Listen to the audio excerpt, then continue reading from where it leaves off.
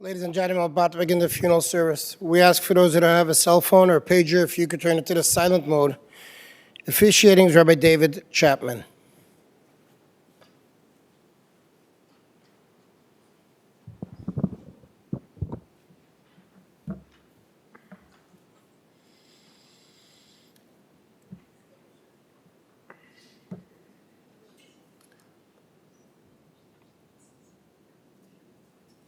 We read in the book of Psalms, Karov Adonai l'nishbrei lev, ve'et dakei ruach Yeshua. God draws close to the brokenhearted and helps those who are crushed in spirit. Chodieni Adonai kitzi midat yamei mahi. Tell us, Adonai, what our term is. Tell us the measure of our days. Were we to know, how we would then know how fleeting life is, how quickly we gray. You have made our life just handbreadths long. Its span is as nothing in your sight. No one endures longer than a breath. We walk about as a mere shadow. Mere futility is our hustle and bustle, amassing treasure and not knowing who will gather it in. What then can we depend on, Adonai? We shall depend on you. In you lies our hope. We're gathered here to mourn the loss and celebrate the good life lived by Avrum Dannen of blessed memory. Avrum died on Shabbat Nachamu, the Shabbat of comfort, the Shabbat that follows the observance of Tisha B'Av. And even though his passing itself is not a source of comfort, nevertheless, we pray for comfort for those who are remembering him today. There's a story in Pirkei Avot, in the Mishnah, about Rabbi Yohanan ben Zakkai, who sends his 5 top students out with a question, Ezehi derech yishara sheyidbak ba ha'adam.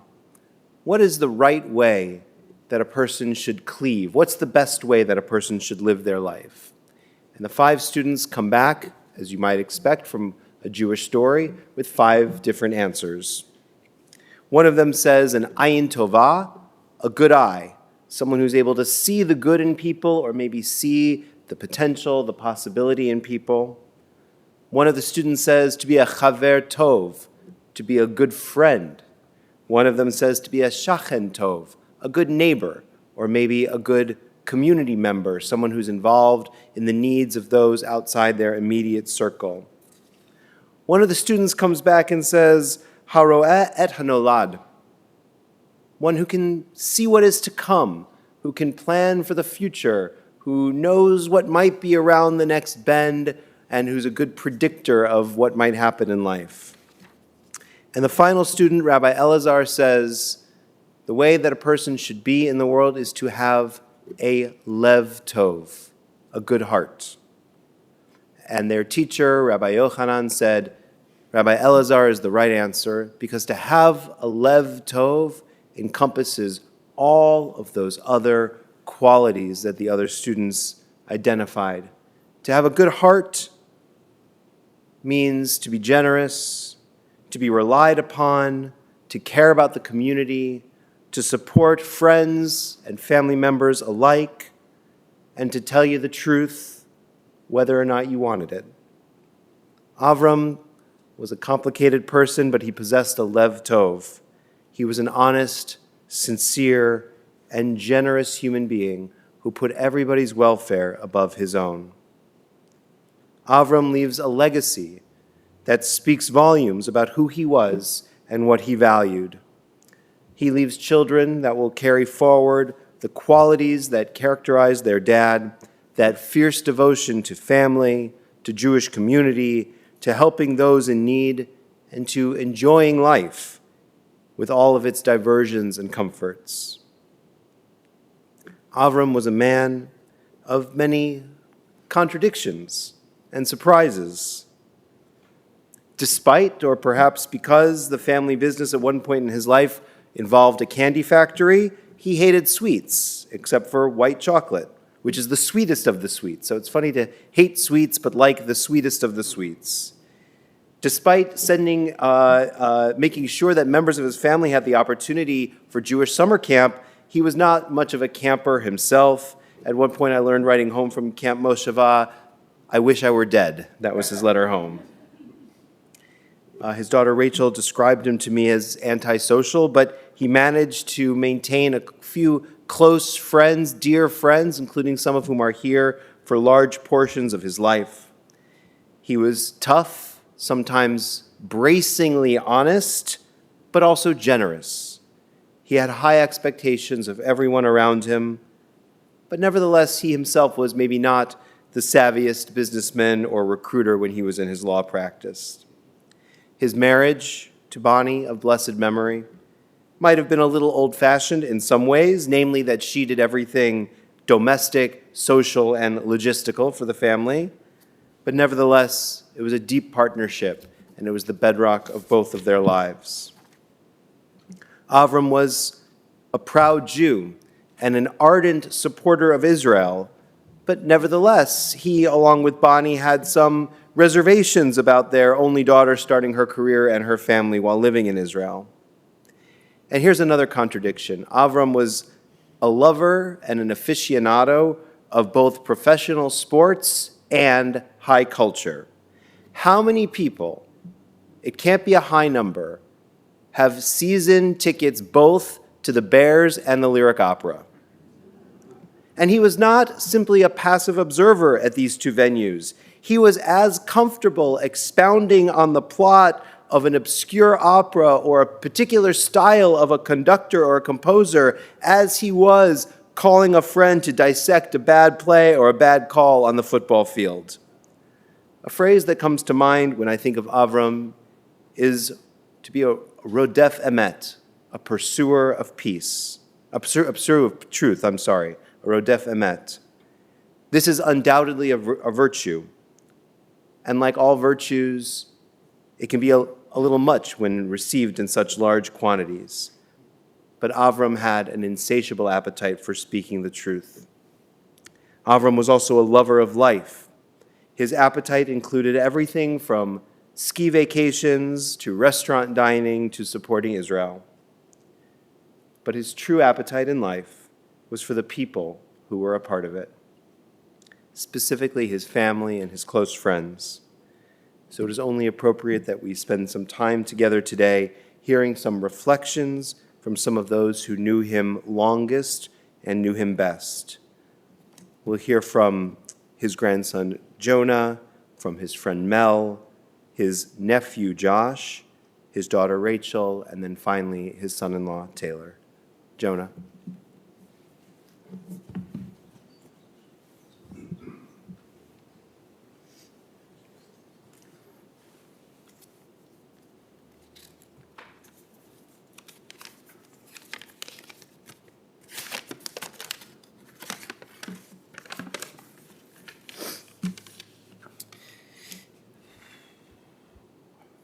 My whole life, I've been telling everyone stories about Papa. But to someone who hasn't met him, there's really no way to convey what he was like. I would always end up saying the exact same thing. You need to get the full Papa experience. I've had the privilege of sharing this experience with so many people over the years, and they all have the same reaction. The hype is real. If you've had dinner with him, you know exactly what I mean. If you were stuck between ordering two things, he'd ask for two of each. If you didn't like either one, no big deal. If you're not hungry, don't eat. He just had a way of making every person at the table feel like the most important one there. Don't get me wrong, sometimes it was too much, but too much was like his signature move. When I was a little baseball-obsessed kid, he wouldn't just take me to games. He made sure we sat in the front row behind the dugout. Even if I said I didn't need it, he wouldn't let me walk out the door without putting cash in my wallet. And he tried to buy me a new car like once a week. He gave everything he had and went to whatever lengths he had to create experiences and memories for the ones he loved. Another thing I always admired about Papa was how genuine he was. always unapologetically himself. If he liked something, even something little or specific, he liked it openly and wholeheartedly. If he was driving me somewhere, there was classical music on. If he was ordering a burger, it was going to be rare, like as rare as they can make it. If the Sox were playing, he'd be watching the game. Unless the Cubs were better that year, and then he was a die-hard Cubs fan. He didn't care what anyone thought of him. He was never ashamed of who he was. It was all just part of the experience. I try so hard to emulate that same craftsmanship in the experiences of every day. I try to offer what I can, as much as I can, just like he would. I try to give everything I have to the people I love. As far as his unapologetic authenticity is concerned, I've never had to try to replicate that. The boldness, the stubborn self-confidence you could hear from the other side of the house, that will forever be ingrained in me because of him. So next time I invite people over before I've even cleaned my room or tell a joke that's only funny to me, that's all him. It's all just part of the experience.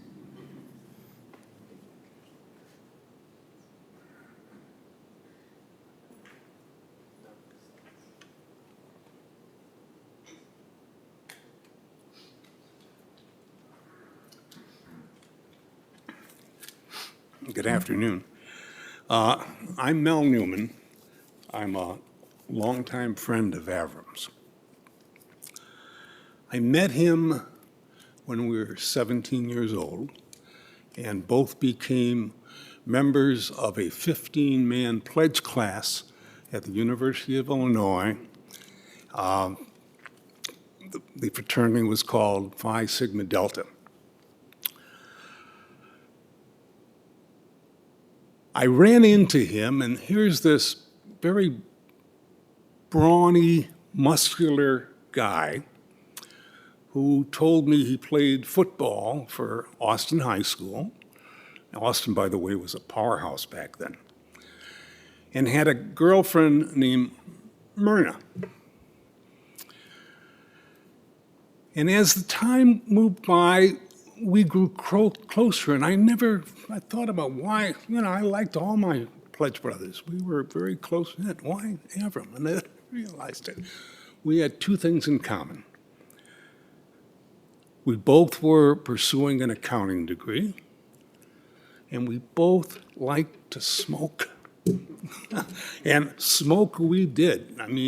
I'm talking about Lucky Strikes, unfiltered, 2 packs a day.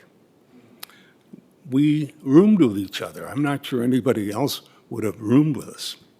We ultimately got an apartment on campus with somebody else, Don Norris, who was sitting over here. And the three of us lived together, and we smoked. Don studied. We loved each other. At least I loved him. Avrum was, in my view, kind, very funny, and generous to a fault. Avrum and Bonnie had a condominium in Snowmass for many years. He was an avid skier. And people would say to him, "Boy, you got a nice place. I'd really like to come up here sometime." "Oh, you want? Here's the key. Go use it whenever you want. Just make sure you close the door on the way out." They had a swimming pool. They still have a swimming pool in the back of their house. And we spent many weekends there raising our kids together. It was a wonderful, wonderful time. We both became lawyers. We met often for lunch, dinner.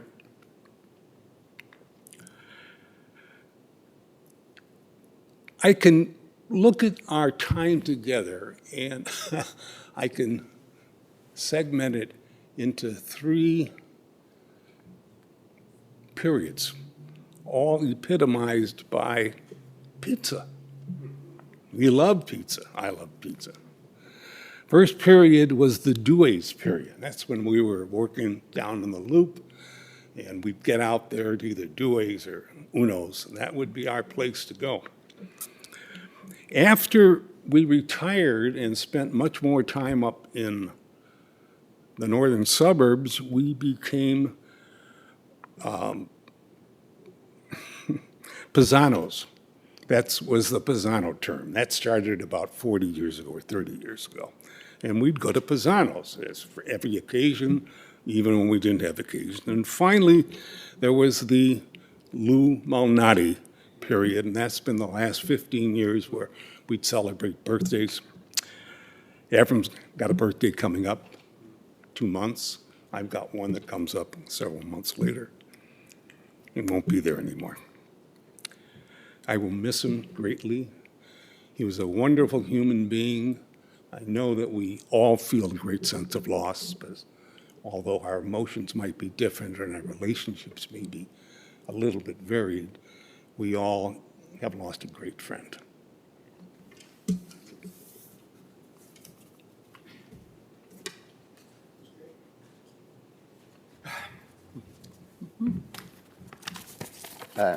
I'm the nephew, Josh Miller, Joyce's son. So I could tell many stories about Avrum, but I'll stick with a few, most of which are Avrum stories. Every time I saw Avrum and every social gathering, especially recently, he would say, "I am a dinosaur." And he provided many examples of him being a dinosaur, but I've wondered why. Why was this so central to his identity? And I've concluded that the dinosaur age was a simpler and better time with less technology. And in those days, in the dinosaur days, if you wanted to ask someone out on a date, you either asked in person or you called them up. You did not send a text. In the dinosaur era, people did not feel as entitled as they do now. When Avrum was growing up, no one asked him what he wanted to eat. He did not get to choose for himself until he came out of the army. And even then, one day, he made the mistake of telling his mother, "I don't really like Brussels sprouts." And she served him Brussels sprouts for the rest of the week. And I was told he actually came to like them. Now, Bonnie and Avrum were astonishingly generous to me, my siblings, and my mother. For many years, he took us on the week-long trips to Snowmass. My mother would stay in the lodge, and then the rest of us would have ski lessons in the morning, and then in the afternoon, we'd ski as a family. Every year since then, Avrum and Bonnie brought us to Chicago for Passover and Thanksgiving. They later included my kids, whatever their names are, Lillian, I'll look here at my notes, Lillian and Sarah, and then Rebecca's, my sister's husband, Peter. And last month, I took a long trip to Alaska, one of the greatest things I have ever done, and I owe it to Avrum. Avrum was committed to Judaism and to my mother. And Joyce urged Avrum to encourage us to stay Jewish. She said they should know that they are Jewish. So Avrum followed through on her request, and I'm happy to report, especially here, that it worked. Now, one story that Avrum told, and let's see, the one I love the most took place in New Orleans in approximately 1943. My mother would have been 15 and Avrum about 8. Well, they climbed onto a streetcar in New Orleans, and my mother insisted that they sit in the section designated for black people. And they were swiftly kicked off. And Avrum said that as a child, he did not know what was going on, and it was a long walk in the heat to get where they were going. Now, when he told that story, he never said, "Oh, it's so terrible what Joyce did to me." He did not complain. He didn't think his big sister was wrong. Then and now, theirs was a relationship of trust, love, and respect. Okay, now, big end here. No, but speaking for my brother Adam and my sister Rebecca, and in memory of Joyce, and before Avram's parents, Lillian and Reuben, we loved and admired Avrum much. It was just a pleasure to spend time with him, and we intend to continue the Avrum and Bonnie family spirit in our love for Rachel and Will and Taylor and Joan and Lavi and Ben and Elia and Micah and Becca. Okay.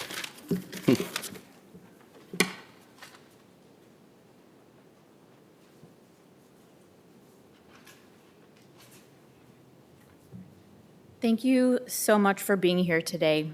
It means the world to me and my family to look around and see so many people who knew and cared about my dad. It's a comfort in a moment that, quite honestly, feels surreal. I've been thinking a lot about how to sum up a man like my father, a man who could be impossible and wonderful at the same time. And I've come to accept that no speech could ever fully capture him, but I'll try. Let me start with this. My dad was stubborn, very stubborn, like dig his heels into the earth stubborn. He could argue about anything, books, religion, relationships, politics, GPS directions, or whether or not he needed hearing aids. Once he decided something was true, whether it actually was or not, good luck changing his mind. He approached opinions the way most people approach religion, with deep faith and zero flexibility. But underneath that exasperating rigidity was a man who would give you everything he had. My dad felt strongly about the book The Giving Tree by Shel Silverstein. You know the story. It's about a tree who gives all of itself to a boy it loves, its apples, its branches, its trunk, until all that's left is a stump. And even then, the tree says, "You can sit on me and rest." As a kid, I thought the story was sad. As an adult, I realized why the book meant so much to my father. He gave everything he had: his time, his attention, his energy, his money. He would give you his last dollar even if he had no idea how to replace it. He wasn't handy. He couldn't fix a leaky faucet or hang a shelf straight to save his life. He couldn't even change a roll of toilet paper without my mom's help. But if you needed someone to take you out to a meal or give you financial or legal advice, he was your guy. He took people on vacations. He gifted honeymoons to young couples. He was notoriously an exorbitant tipper. He gave emotionally, which was not easy for him. He could be opinionated and gruff. He was not one for gentle conversations or long hugs. His love came in the form of showing up in his own way, even if he made you a little crazy while he did it. His generosity didn't come neatly wrapped in practicality or skill. It came in the form of presence, of insistence, of stubborn loyalty. He may not have known how to fix a flat tire or change a light bulb without a team of helpers, but he knew how to be there, and he was 100% there for us, his family and friends, for his whole life. Yes, he was dependent in a lot of ways. He needed help with things more than he'd ever admit. He didn't know how to take care of the daily stuff. Sometimes being close to him meant taking on a little more than you wanted to. We had to help him turn on the ringer on his phone, or figure out how to get his TV back onto cable when he hit the input button and was only able to watch static. We had to order food for him every time, and we had to call and make appointments for him. But in a strange way, that was part of his gift too, because helping him, loving him, taught you patience, compassion, and how to care for someone fully, even when it wasn't always easy. And it kind of made me at least feel like I was earning some of his unending generosity. He was generous with his feelings too. When he loved you, he made sure you knew it, even if it came with a side of unsolicited advice and criticism. He could light up a room when he wanted to. He had a laugh that was big and completely unfiltered. He made people feel seen, and he made it clear when he wanted you around. He might even buy your plane ticket and pay for your hotel room. My dad was not perfect. He didn't pretend to be. And I certainly won't pretend that our relationship was always easy, but he was ours. He was complicated and loyal and loud and loving. He was the kind of person you argue with and then miss the second you hang up the phone. He loved the things he loved. He loved ski trips and driving through the mountains listening to Tchaikovsky. He loved food and making sure people were eating well. He loved the opera and the ritual of his opera nights and dinners. And now, with him gone, I keep thinking about that tree, about how my dad, just like that tree, gave so much of himself to the people he loved. He gave us his time, his loyalty, his attention, his trust, and sometimes his maddening stubbornness. And now, even as we mourn, we rest in what he gave us. We sit, as it were, on the stump. That's the part that sticks with me the most. The tree never asked for anything in return. My dad didn't either. He just wanted to be with the people he loved, even when he was exhausted, even when he needed help himself. I will carry that with me forever. The messiness, the generosity, the dependability, the humor, the warmth, the way I know my dad was proud of me, even if he never said it in those words. Rest well, Dad. You gave more than you probably knew. You were difficult, stubborn, and wildly frustrating, but you were ours, and we'll love you fiercely and forever.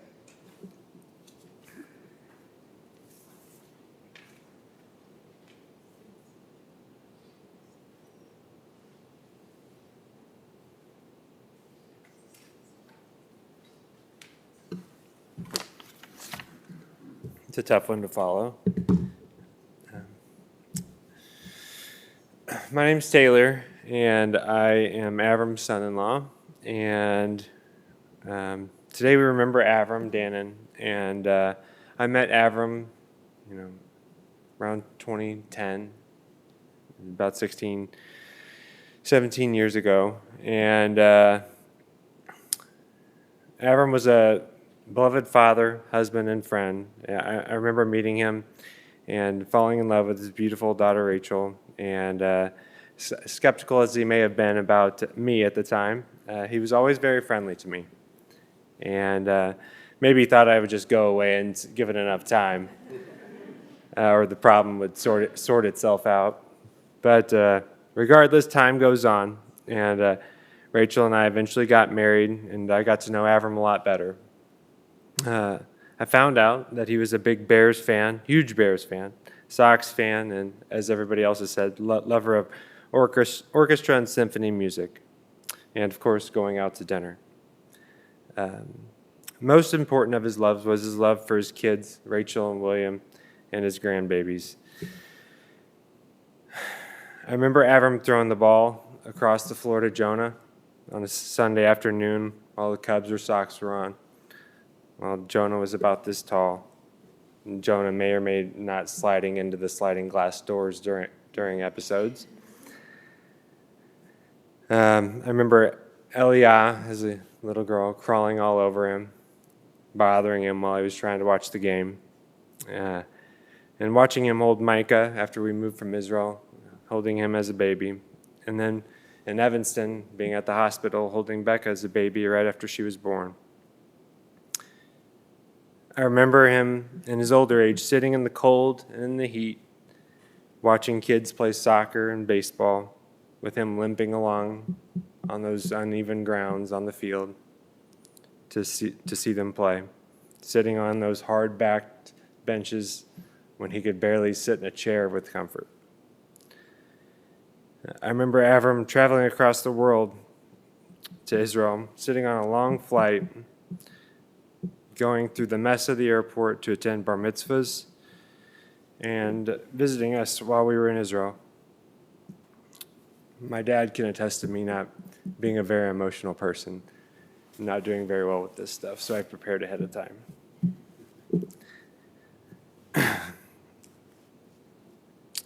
Avrum could be a bit of a, pardon my French, a hard ass.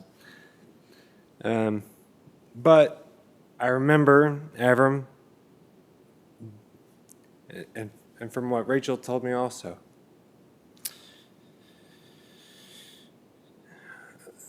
they would take ski trips to Snowmass in Aspen. And on the last day, she would tell me halfway down the mountain that she'd say, Avrum would just stop. Be like, Dad, what's wrong? And he would just be standing there on the mountainside with just tears running down his face. It's like, what's wrong? And he was just taking in the mountains. He didn't know if this would be the last time that he would see the mountains.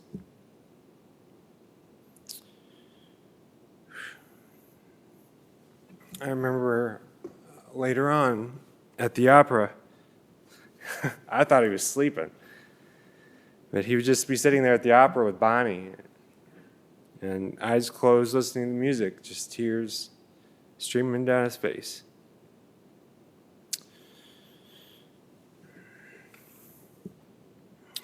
Shortly after Bonnie passed, this past spring, Ben graduated. And he had a tough time. He said afterwards, I didn't think it would affect me like that. But without Bonnie there, it was really, really hard to see Ben graduate without Bonnie. And I think the last year was especially tough for Avrum. Weeks after her passing, I remember walking into Avrum's living room at night to check on him, and it was rough. I remember thinking to myself when I walked in the house, I said, it still smells like Bonnie in here. And it did. Bonnie had a smell. She did. Not a bad smell, it's just, we'll say, the house has a smell. It's their smell, like a lot of houses do. I said, I could still smell Bonnie, Avrum. And he said, my world is shattered. He could be a stubborn old man sometimes, but he was a good one. I remember leaving, we'd be having dinner, and it'd be cold outside, and he'd be about ready to leave to make the long trek from our house to his house, which is about 100 feet. And they'd go warm up the car, and Bonnie would go warm up the car. And he's like, Bonnie, you go ahead. But he didn't like to wait. And we'd be like, oh, bye, Nana. Thanks for coming. It was good to see you. Bonnie, quit your yapping. I always loved that.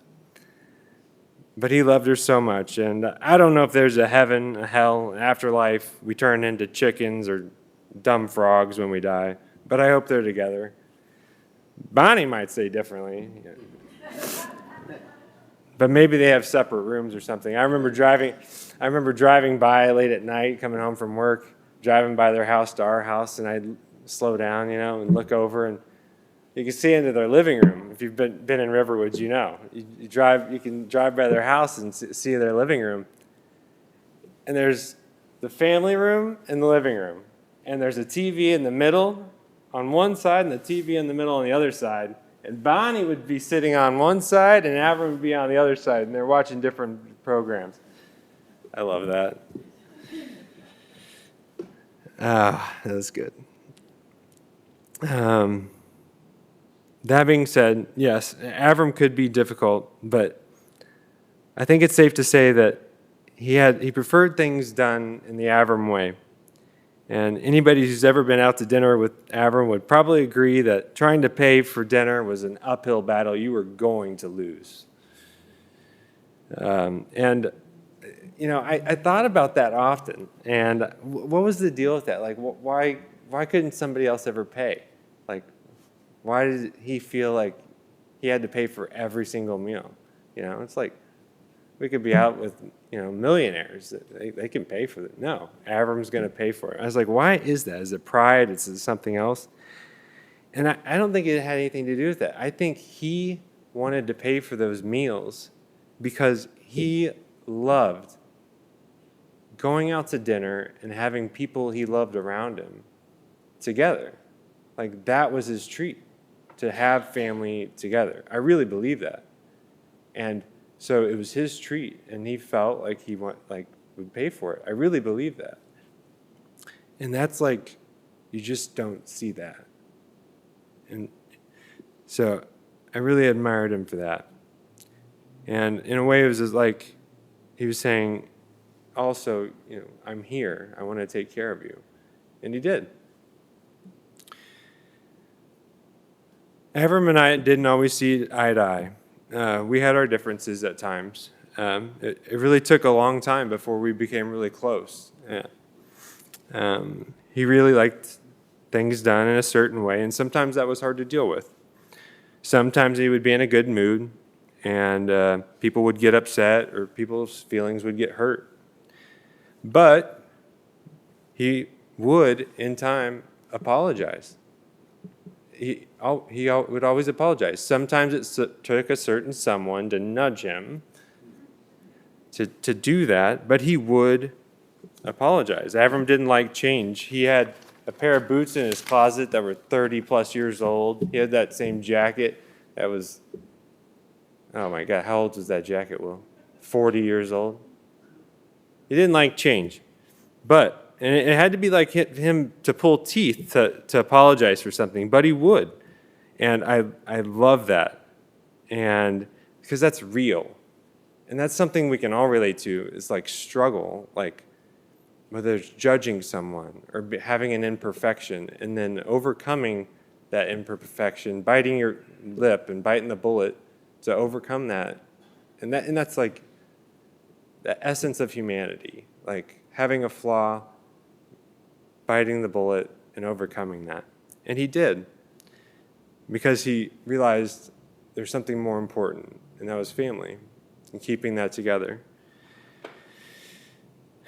I remember asking him when I was about to change careers, he said, if you're not happy, do something else. I'll support you. You have to do what you love. And that was similar to Bonnie, but he believed that with his whole heart. Avrum was generous. He would help out however he could. He helped me in school. He helped the kids out with their cars, tuition, camp, dinners, so on and so forth. Josh mentioned it. He would do it for anyone to help out. I remember when we were going to an opera once, and I commented, I said, Avrum, I really like your tie. And he didn't say a word. He was like, oh, here you go. And he gave it to me. And that was that.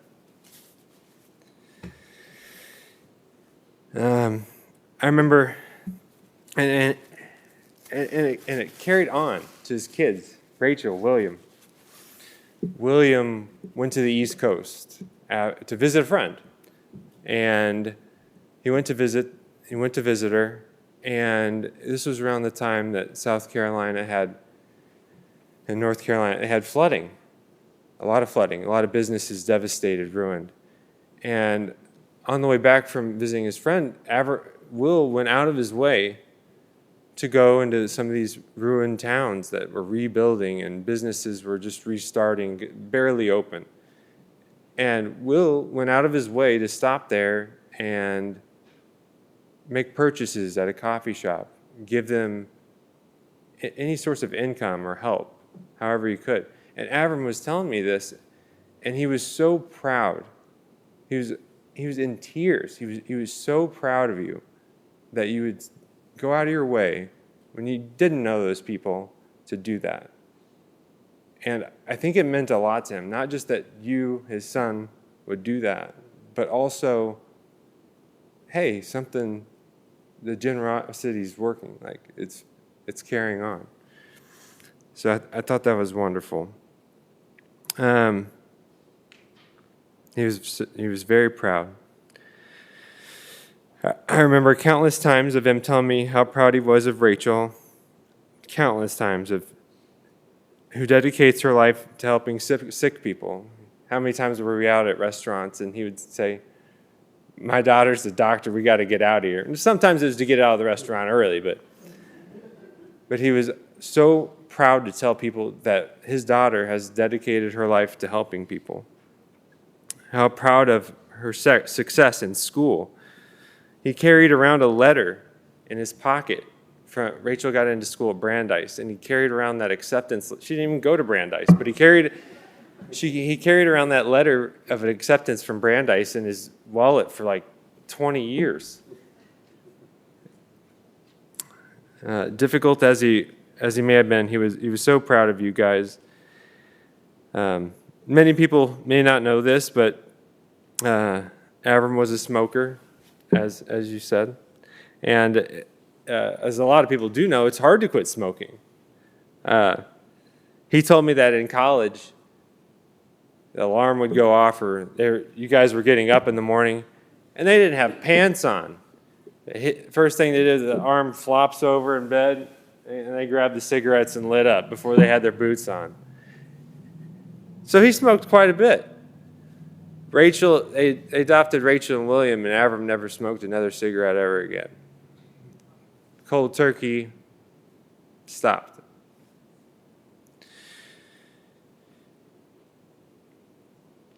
He really cared about you guys. He was very proud of his grandchildren. He would stop the world to make sure that you guys had and will have everything you ever need. Avrum and Bonnie set a high bar for generosity. They set an example that is so simple, yet something that's so important and meaningful to the world we live in today. And that's compassion, selflessness, empathy, generosity, and love. And just like Bonnie, he would tell me, Taylor, you have to live your life for other people. Live your life for other people. We're not here very long. And Avrum, like Bonnie, embodied the concept of living for others. Okay, so that's enough of those. This next part is stories, Avurisms, as we would call them, or Papa-isms, and lovely thoughts. I loved Avrum's stories. I loved him talking about his childhood. Avrum's long-term memory was outstanding, by the way. Short-term, not so much, but long-term memory was outstanding. And he would talk about his childhood and how living downtown, they would use dial phones in his apartment growing up. You put a nickel in, there's a little dial phone, and you pick up. Guy came by, picked up every week, picked up the nickels from the jar, and you make phone calls using like 4 or 5 digits. I love stories like that.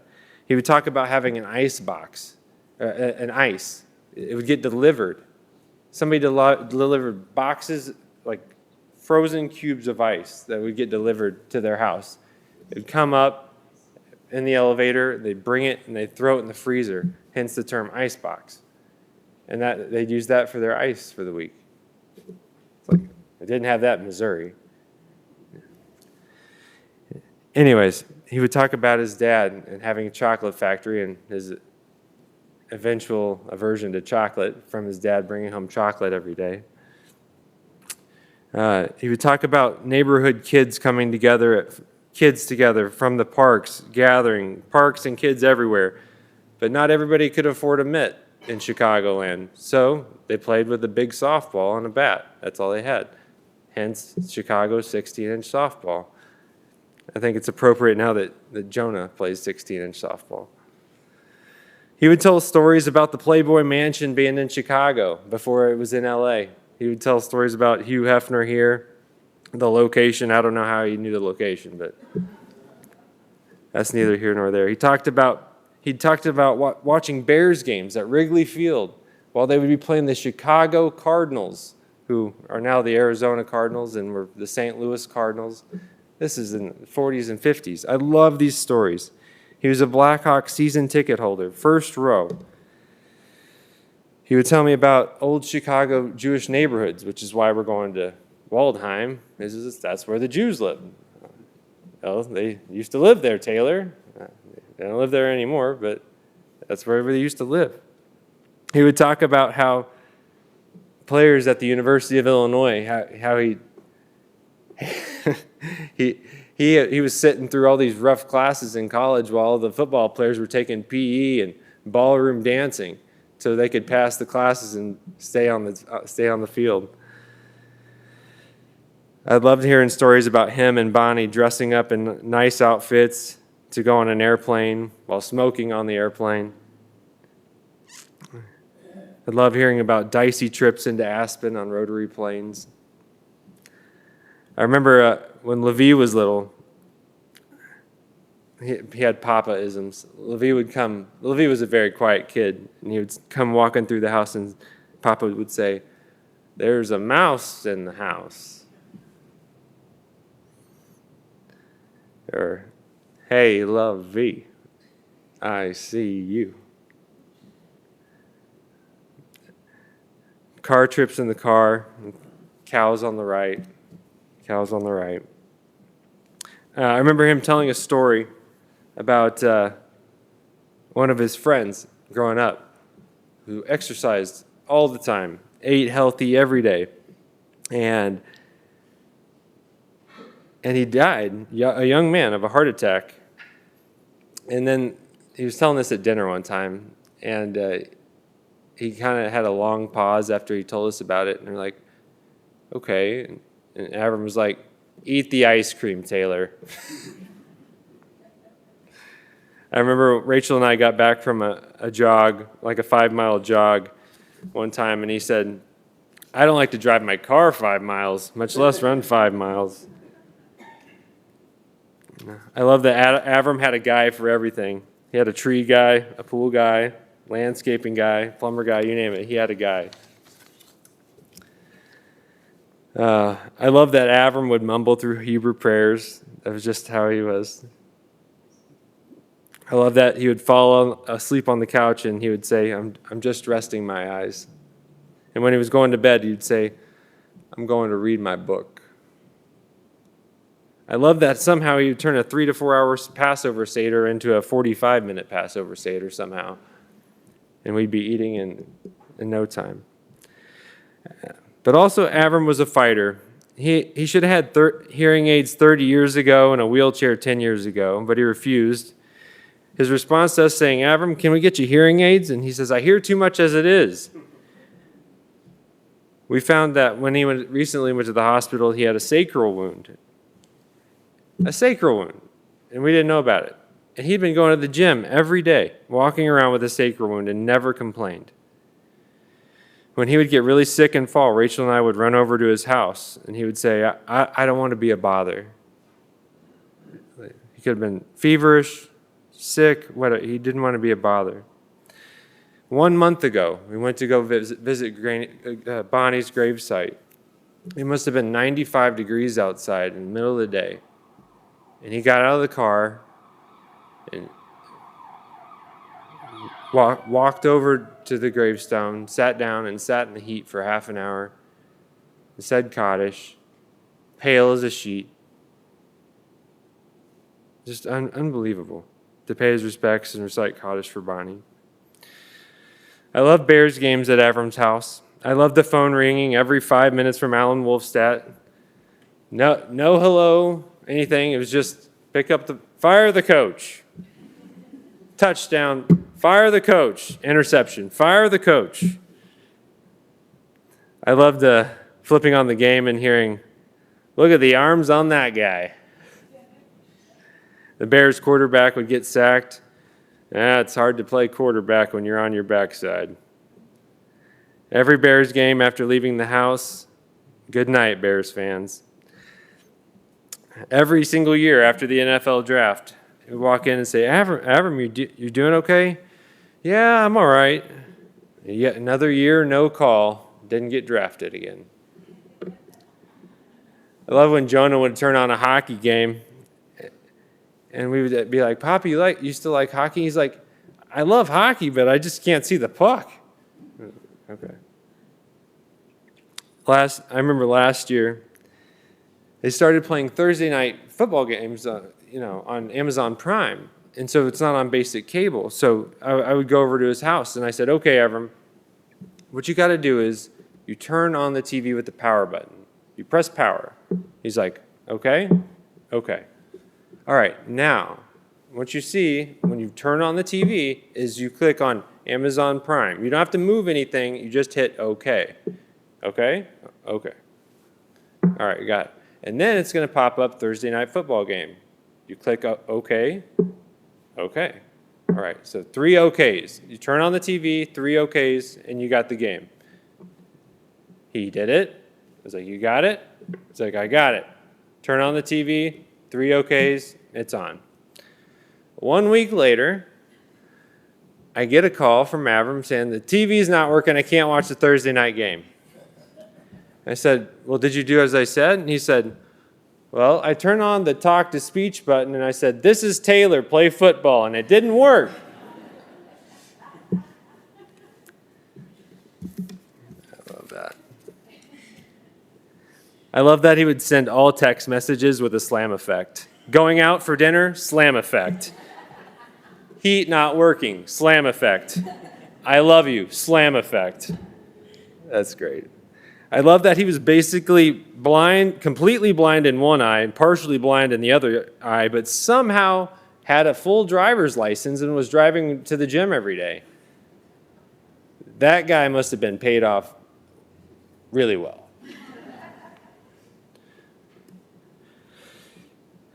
I would ask him what type of classical music he preferred, and he said, I don't care as long as the composer's been dead over 200 years. I loved at the restaurants that he would he'd be at this fancy restaurant and he'd get a big steak and he would just grab it by the bone and just eat by the bone. And he's like, that's where it tastes the best. Just grab it by the bone. I loved ordering with Avrum. It was always quite the experience. Sir, would you like to have the wine list? What do you recommend? Well, we have these 2 nice great, we'll take both. Dessert. What do you recommend? Well, sir, we have a nice key lime pie, chocolate mousse souffle, warm apple crisp, chocolate chip cream, chocolate cookie ice cream sorbet with whipped cream and berries, nice carrot cake. Great, we'll take them all. When ordering side dishes, sir, would you like to have a side? Sure, I'll have a baked potato, and can I also get the French onion soup? Yes, sir, of course, but I do need to inform you that there's an extra fee for the soup. I'm having a good year. Oh, that's good. That's good. I love the way we would place orders for the table and he'd ask the server, aren't you going to write all this down? He's like, the server goes, and Avrum would say, you got to have a good memory to work here. I love that they would bring the food out and he would say, reinforcements have arrived. And more food arrives, and the server's holding in the tray. You got to have strong arms to work here. When they would clear the table, sir, would you like us to take your fork? No, I learned in the army that never give up your fork. I love that when he would, if they would ask if he enjoyed his meal, and his plate was basically licked clean, he would reply, I wouldn't serve that to anyone. I love that if the kids were not eating their dinner and they say, I'm not hungry, Avrum would say, if you're not hungry, don't eat. We would ask if he wants to come over for dinner. He would say, is Anka cooking? We're like, yeah. No thanks. Never trust a skinny chef. And then, one of my favorites, we'd be leaving the restaurant, and, we'd always be a big group. And he would say, it took Dwight D. Eisenhower less time to organize 1 million troops for D-Day than the time it takes us to get out of this restaurant.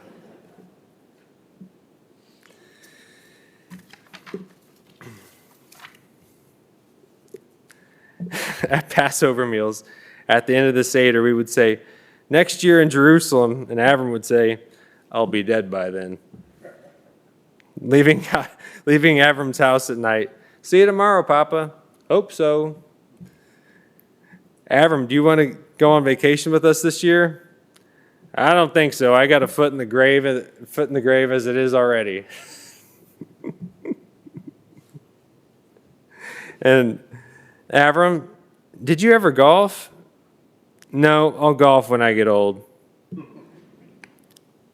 And then lastly, I'll close it with this. I remember Jonah went to summer camp. It was probably 4 or 5 weeks into the summer. And Rachel got a call from the nursing staff office. Check on the kids, see how they're doing. Everything's going well. But at the end of the call, the nursing staff said, you really should have told us about Jonah's condition. Rachel said, condition? What condition? His allergy. Jonah doesn't have any allergies. His allergy to water. Allergy to water? Jonah said he has like an allergy to water, so he can't swim in the lake.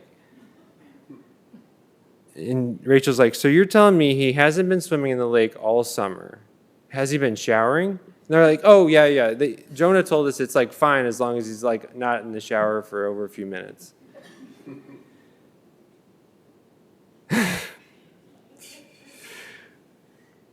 There's no allergy to water, is there? No, there's no allergy to water. So we tell the story to Papa, and Papa's response is, smart kid.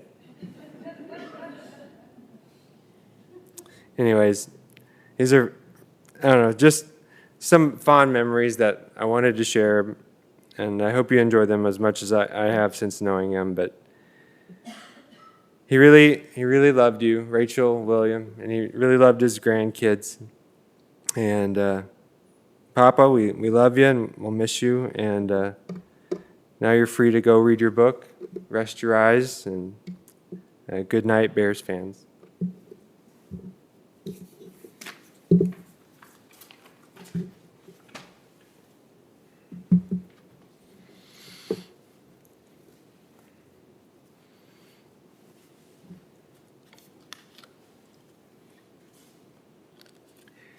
Thank you all for those beautiful reflections.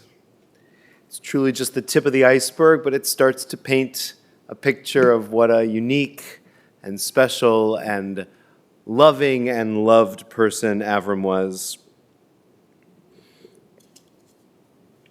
Family closeness was very important to Avrum from his earliest days as the only son of Lil and Rube in the Austin neighborhood of Chicago, known for its football program, as we learned. It was a tough upbringing, but that sense of family closeness, which he especially shared with his sister Joyce of blessed memory, was something he would carry with him his whole life. He met and married his life partner, Bonnie, when she served as his stockbroker. She was one of the first women in that line of work. It seems maybe that she wasn't much of a stockbroker, and maybe at the time he wasn't much of an investor, but it was beshert that that's what brought them together.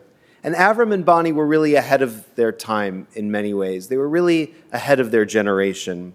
They brought children into their lives through adoption, as we heard, and they spoke about it openly and proudly at a time when many families kept things like that secret. And they moved to Riverwoods at a time that nobody lived in Riverwoods, much less Jewish families living there, and that's where they raised them. And although they were not maybe the most Jewishly observant branch of the entire family, Jewish life was always very important to Avrum and to the whole family.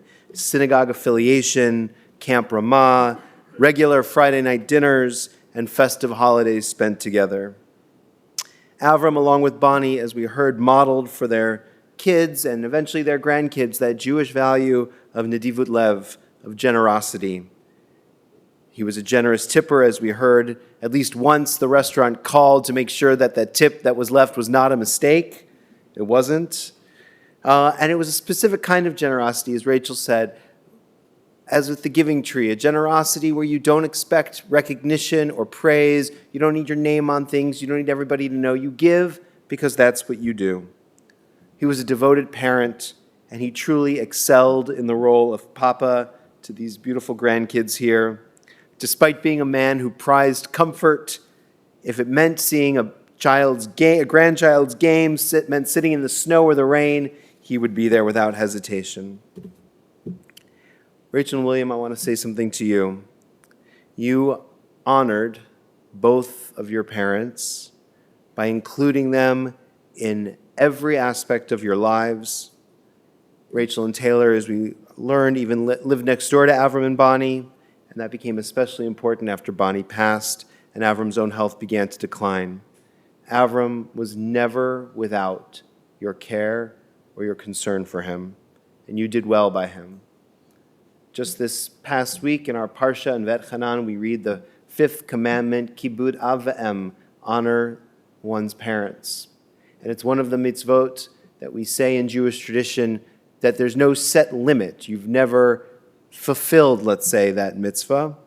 But if it were possible for anybody that we could say fulfilled that cause, it would certainly describe the two of you.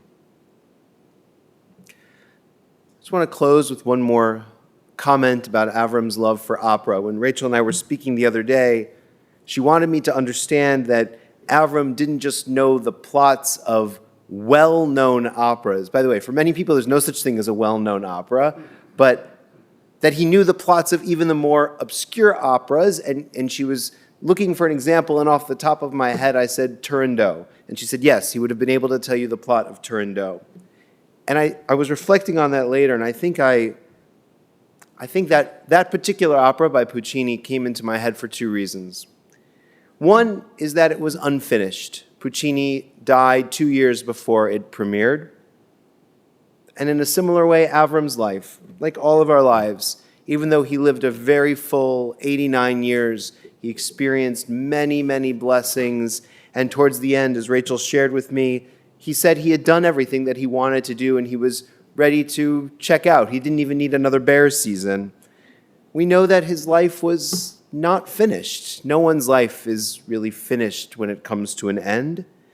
And it will be up to those he loved, who he leaves behind, to complete the opera of his life with the notes and the words and the plot twists of your own lives, influenced and impacted by his beautiful example. The other thing about Turandot that popped into my head is that the final act includes one of the most well-known arias in opera. Again, I'm saying well-known aria. Many people don't know any arias in opera. Nessun Dorma, which means none shall sleep. And it's sung by a mysterious, unnamed prince who's trying to win the heart of a cold princess, the Princess Turandot, who it's named for. And even though Avram did not have to try so hard to win the heart of the love of his life, who was anything but cold and heartless, nevertheless, some of the lyrics of this aria in English reflect some of Avram's determination, enigma, and those hidden pockets of softness that we learned about. Watch the stars tremble with love and with hope, but my secret is hidden within me, and no one will know my name. And at dawn, this part sounds very much like Avram, at dawn, I win, I win, I win. So in honor of Avram's dear and devoted fandom of opera, we're going to listen to just a couple of moments of a recording he may have loved or may have known, Luciano Pavarotti singing Nessun Dorma from Turandot.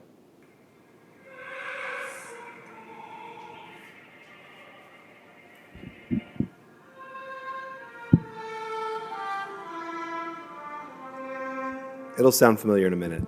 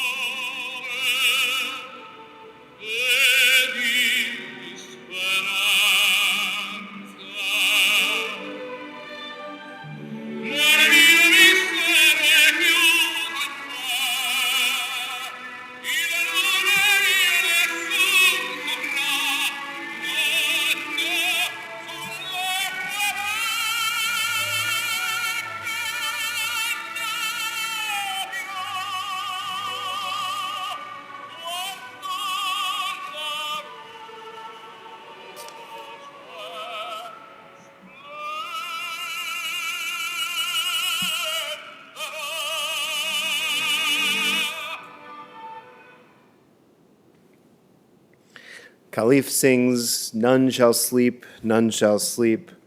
Avrum, you have earned your sleep, and we pray that you rest in peace. Amen. I ask now that we rise in body or spirit for the memorial prayer.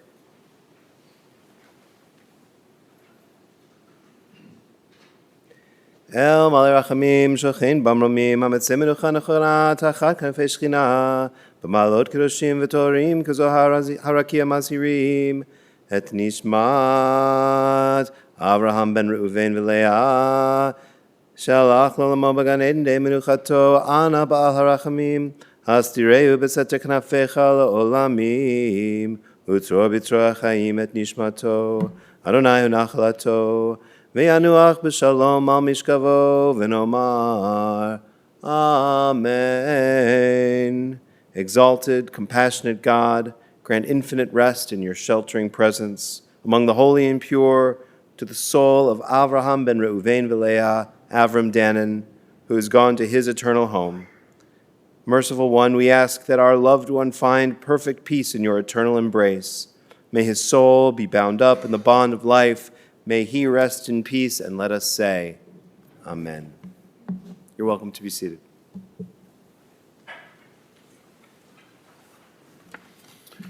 This concludes the service here at the chapel. The interment will take place at Waldheim Cemetery. For those who will be joining the family in procession, we'll be lining up in a parking lot. We ask to have your headlights and hazard lights on while in procession and drive as close as safety permits to the vehicle in front of you. At the conclusion of the interment, the family will be returning to the McDowell residence, 3035 Blackthorn Road in Riverwoods, where they'll be there today until 8 p.m., and then Tuesday, Wednesday, and Thursday from 4 p.m. to 8 p.m., and Friday from 3 p.m. to 6 p.m. The following individuals have been asked to act as pallbearers: Mel Newman, Alan Wolfstadt, Chucky Glickman, Jonah Hamill, Levi Hamill, Ben Hamill, Josh Miller, and Adam Miller. If we can have all the pallbearers come forward, have everyone please rise as we escort the caskets from the chapel. Once we have left the chapel, we ask everybody to go immediately to their vehicles.